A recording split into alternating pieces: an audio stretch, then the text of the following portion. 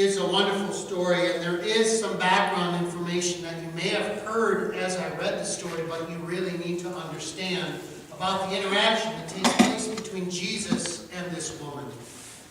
Jesus is Jewish, and this woman is Samaritan, and these two cultures are enemies.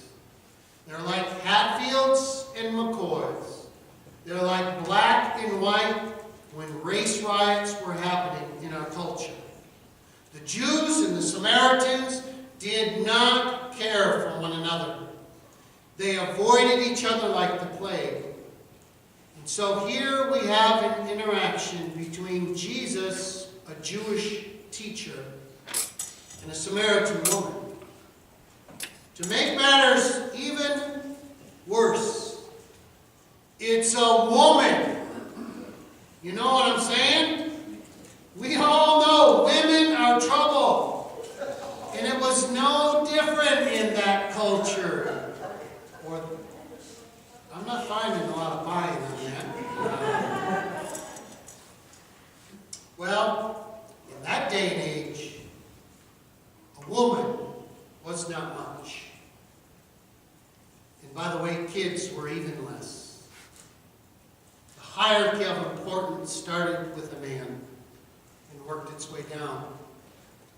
So she's a woman, she's the enemy, and Jesus knows it. And Jesus looks right at her and says, "Will you give me a drink?" And thus unleashes what I like to refer to as getting more than I ever bargained for. Because that's what unfolds in the story. I'm not sure the last time you got more than what you bargained for, but I know exactly when it happened to me. A couple weeks ago, we had 2 appliances down in the house. And so for the first time in my life, I called an appliance repair service. They showed up, they did an evaluation, and they told me your bearings are out on your washer. And your refrigerator needs the filter change and the ice maker is cracked. Don't sweat it, buddy. $500 will set you up with all of them. Thanks! So he comes back a couple weeks later, and he gets ready to service the appliances, which was just this last week. And he fixed the freezer, but evaluated the washer, and he said, "Listen, I can't in good conscience fix it. When I got it apart, I noticed there's a crack in the motor. I also noticed that in the drum there's a crack." He said, "I can fix it, but I promise you, somewhere down the road, 6 months to a year, this thing is trash. And so, I think your money is better spent in another place." Well, when I first had the evaluation done, it was more than I bargained for. But when I heard him speak deeper into what he saw, well, I guess it's time to buy a new washer. But what I really appreciate is, he didn't try to rip me off. He gave it to me straight. And although it sounded like bad news at the time, your washer is shot, the good news was, I didn't invest $300 in a repair. That would be worthless. In a sense, that's what happened to this woman. Although it sounded rough at first, she was led down a road that helped her invest in the real deal, Christ, the real water of life. It's interesting, too, how all of this unfolded. First of all, she was confused. Why would a Jewish man be talking to me? And the answer is because it's Jesus, the Messiah. And this is one of the ways that Jesus says, "I am here for everyone.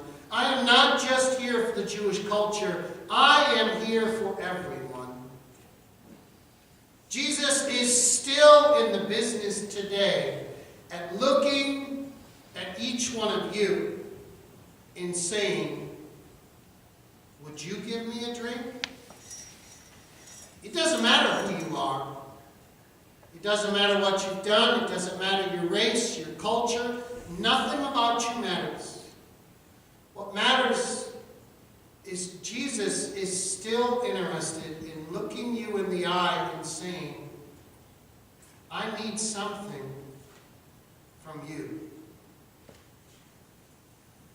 I need your service. I need your compassion. I need you to care for me and for others. And I think we're still in the business of responding like the lady did. What do you mean you need me? Do you not know who I am? Do you not know what I've done? Do you not know the thoughts in my heart, what's in my mind? Do you not know the abuse I have caused other people? Do you not know the struggles I have? Do you not know I'm tired? Do you not know I'm frustrated? Jesus, I'm not exactly in working condition. I'm a little faulty. I'm not so sure why you want me. And Jesus pushes and persists and starts to tease us with explanations of, well, you know, this water is one thing, but I want to tell you something. There's a living water. There's something new you don't know about. There's something powerful that will sustain you. There is a life-giving water that I can help you with. And we respond, well, that sounds good, kind of like magic water, you know? Fitness water or something even better. Drink a little bit, you're good to go forever. Which is not a bad model of grace. You're pretty much good to go forever under God's grace. Unless you actively reject that. You want to make a decision to say, I want nothing to do with you, God. You have that right. And God allows it to happen. I believe you have to work pretty hard to get to that state. But I think people get there, no doubt. So then she tells, Jesus gives her a test. Go get your husband and come back. And she says, I have no husband. And right here is where it happens. Jesus looks at her and says, you're right. You have 5. And then lays out at her feet the shame of her sin, her failure. I want to tell you something. That's not a pleasant moment in life. When someone who loves you addresses you, and you answer them back in a half-truth or in a guarded and a protected way. And you are doing it with an intent purpose. And your purpose is you are holding back because you don't want someone to know who you really are and what you have really done. There's shame and there's guilt. And you don't want to confess that stuff. Nobody does. Jesus listens to her answer and invites her in deeper.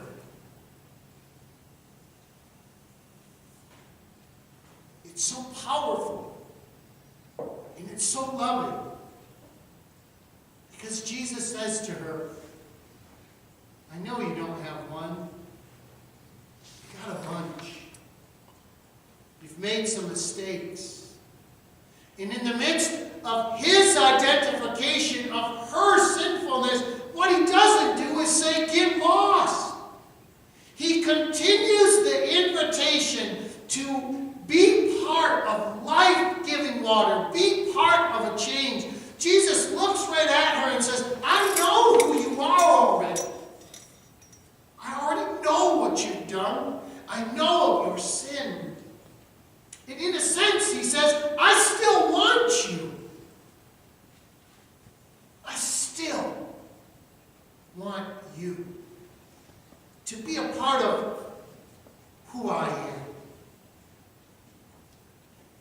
no rejection. If you have been called, whatever simple call that is in your life, if you have been called to come to worship, you will not be rejected here. You have answered your call tonight to come to worship. If you are called to invite others, don't matter how good or how bad you are, and it doesn't matter what your reputation is, you are invited to do this. If you are called to make peace in a situation that is not really peaceful, then follow that call. You are okay. And if you are called to drop the hammer and draw a line and to be definitive and to say with God as my witness, this is where I stand and this is what we need to do because this is unhealthy and this is wrong, then that's okay. But enter that peacefully, knowing that you are not rejected for your choices or who you are. You are loved for your struggles. You are loved for your confusion. And if you can maintain the connection to this Christ who says, I want all of you, enemies, women, children, I want all of you. And I want all of you to be a part of me. And I don't care what you've done in the past. I have life to offer. Ultimately, Jesus is giving us all an invitation to live. To live. I love that line in the movie, The Shawshank Redemption. Andy realizes he's not getting out of prison and he says, well, I guess my choice is I might just as well get busy living or get busy dying. Of course, then he goes to plot his escape from prison, of which he's wrongly convicted. But you know what? We still face moments like that in our life. We still get the opportunity to say, I'm going to get busy living today, and I realize that God will not reject me for my past, who I am, or what I've done. I'm bringing water. I will serve to the best of my ability, and through that service, I'm telling you, you get more than you bargained for. You get more than you bargained for. Your willingness to serve opens up something that you don't see yet. Your willingness to worship opens up something you need to grow in. Your willingness to share opens up things that you need in your life. Today, I just want you to take the invitation Christ has for you, which is to bring me a cup of water. It's that simple. It starts that simple. Respond. Because I promise you, you are loved, accepted, and you are more powerful than you give yourself credit for. As long as you are serving the loving God that believes in you. Together, we will make a huge difference in our community through this very worship. Together, we carry a special message through what we do here. I ask you to share that with the people around you. Amen.